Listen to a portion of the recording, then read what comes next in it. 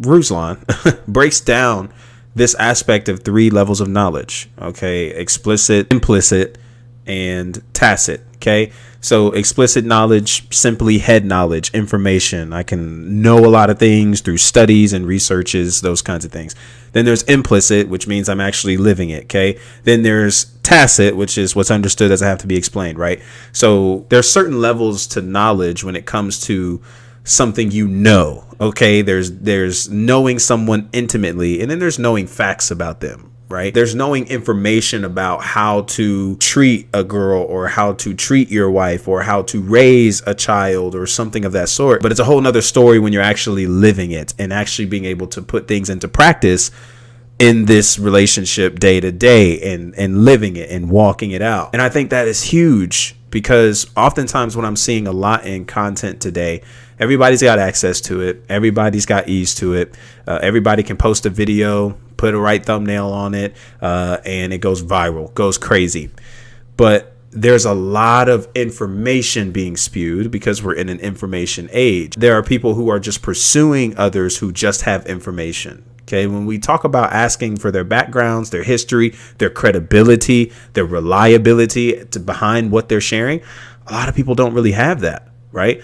A lot of people just have a lot of head knowledge, big heads, right? But not necessarily being able to apply it. Now, that's not a bad thing. It's not to say that it's awful for you to just have knowledge about something. But I think it's important to recognize that you only have that capacity to give. Your knowledge caps out at that space with just the information. I know what scripture says about marriage. Okay, Paul talks a lot about that, specifically 1 Corinthians 7, specifically his writings to Corinth, right? Like we understand reading scripture, studying scripture.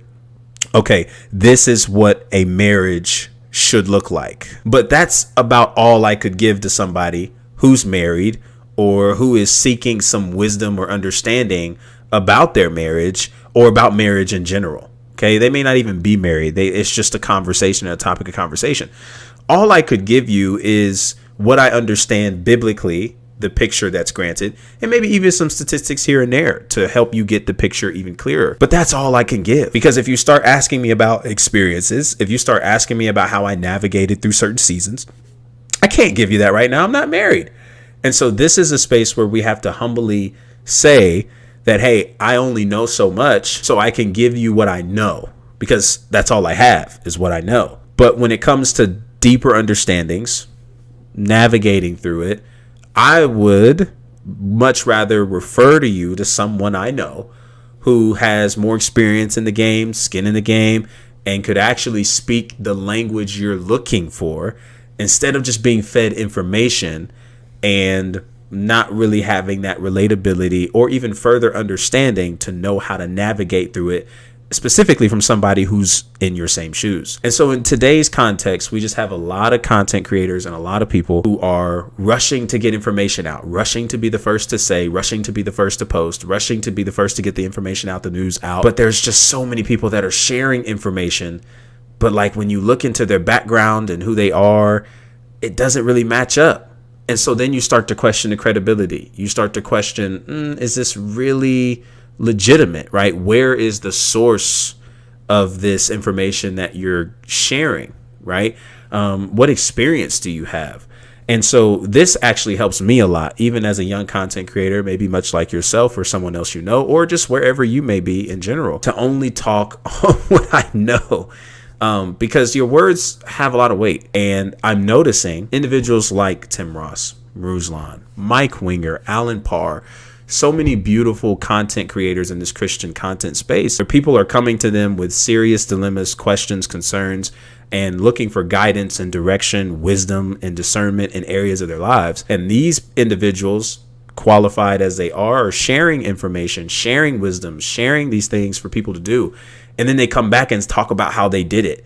And they talk about, oh my God, it worked and it's blessed my life. But I've had to take a second and pause, because I'm like, that's low-key kind of scary.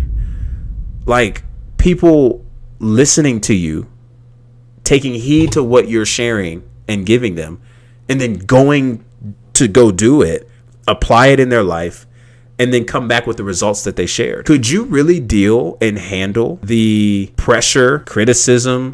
Could you really handle the responsibility and the accountability behind the words you share? We oftentimes just want the bigger picture. We want to be known. We want our voice to be heard. We want to be in the echo chamber. But we don't necessarily take into consideration the character, the integrity, and the accountability that's necessary to walk out the things that we're talking. To not just walk it out, but to analyze it and be sure that it's in truth, it's in wisdom. Also understand that, it's just a whole nother level to life. Let's not be so quick to just get to the stage and get to go viral and have our voices be heard. Because if we're being honest, there's a lot of stuff that we say that if we had another opportunity to go back and correct it, we would, right? Like me personally, right? There's some content that I'm posting now.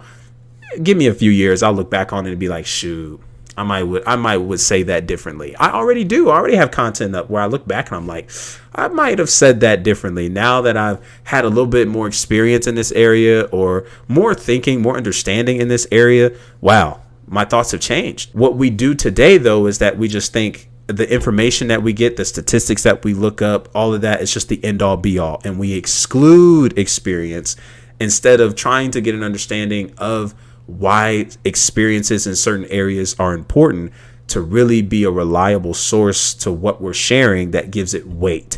Now, don't hear this and say that you have to go experience everything in order to know what you're talking about. I don't have to experience what it's like to rob a bank to know that robbing a bank is not good for me. I don't have to delete somebody for me to understand that that's not a good thing to do, right? But there are other areas where your experience goes a long way, right? There's a lot of jobs in today's society and today's culture that are looking for more individuals with experience than just degrees coming out of school. I think that says a lot. You actually have an understanding of how things work. You've been in the trenches. You've been in the ringer. You've been in some spaces and had some experience with this. You got some skin in the game. So we might hire you. You're a higher candidate. Somebody we would really appreciate to be on our team. Be humble enough to say, hey, I don't really know all that much, but I do know a little bit when it comes to information. And I'd like to share that with you if you're open to it. But that's about as far as it goes. And that's not bad.